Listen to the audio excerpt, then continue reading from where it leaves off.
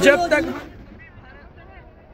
सभी सनातनी हम सबको ये आज़ादी नहीं मिलेगी अपने तीर्थ स्थानों को अतिक्रमण से मुक्त कराने की, जब तक जालोर के उस किले पर बायोसा माता जी मंदिर में मैं और मेरे सभी जालोर के सनातनी जाकर के वहाँ बायोसा माता का एक साथ पूजा नहीं करेंगे, जब तक राजस्थान की सरकार और राजस्थान के मुख्यमंत्री मेरे साथ चल करके बायोसा माता जी मंदिर कल तक वहाँ पर पूजा नहीं करेंगे। और राजस्थान ही नहीं, जालोर के, पाली के, सिरोही के सारे जिलों के सनातनी जब तक जालोर में इकट्ठा नहीं होंगे और जब तक मेरे साथ चल के बायोसा माता जी मंदिर जाकर धर्म की रक्षा नहीं करेंगे, धर्म की पताका वहाँ स्थापित नहीं करेंगे, जब तक जालोर के किले को फिर से फतेह नहीं करेंगे, तब तक मैं अन्न जल ग्रहण नहीं करूंगा।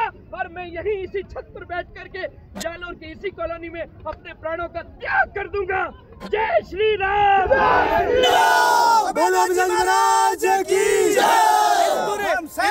इस पूरे के पूरे खेल, क्योंकि प्रशासन भी मेरे साथ था, प्रशासन ने मुझे ये नहीं कहा था हम जाने नहीं देंगे, प्रशासन ने कहा था महाराज आप शांति से जाइएगा, प्रशासन मेरे साथ चलने वाला था।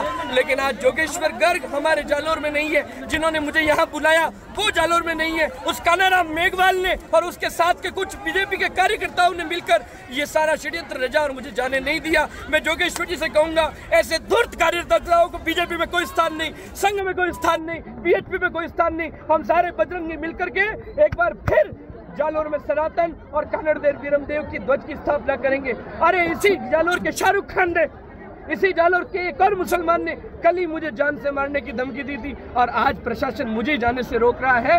इसलिए मैं प्रशासन से कहूंगा उन औरंगजेब बाबर की नाजायज औलादों के साथ खड़े हो और हम सनातनियों को आप ऊपर जाने नहीं देते, इसका अंजाम बुरा होगा। बायोसा माता जी आपके घर में क्या क्या प्रकोप करेगी, सारे पुलिस वाले और सारे प्रशासन के लोग कान खोल के सुन ले, बायोसा आप सब लोगों के साथ न्याय नहीं करेगी। जोगेश्वर जी से आपकी कोई बात हुई थी कि आज दर्शन के लिए जाएंगे आप? जोगेश्वर जी को पता था, लेकिन वो जालोर में नहीं है।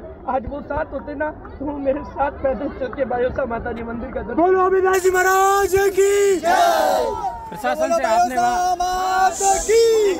प्रशासन को तो सामूहिक रूप से कह रहा हूँ मैं मंच से कि मैं बायोसा माता जी मंदिर दर्शन करने जाऊंगा। तो फिर क्यों रोका आपको?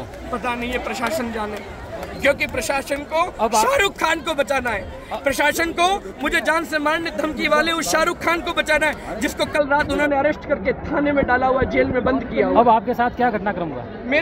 मेरे सारे कार्यकर्ताओं के साथ धक्का मुक्की हुई। मेरे एक कार्यकर्ता को पुलिस वालों ने डंडे से पीटा, अच्छा हुआ मैं उस डंडे पर लटक गया, नहीं तो वो मेरे उसका बासी का कपड़े फाड़े, बासी का कपड़े फाड़े,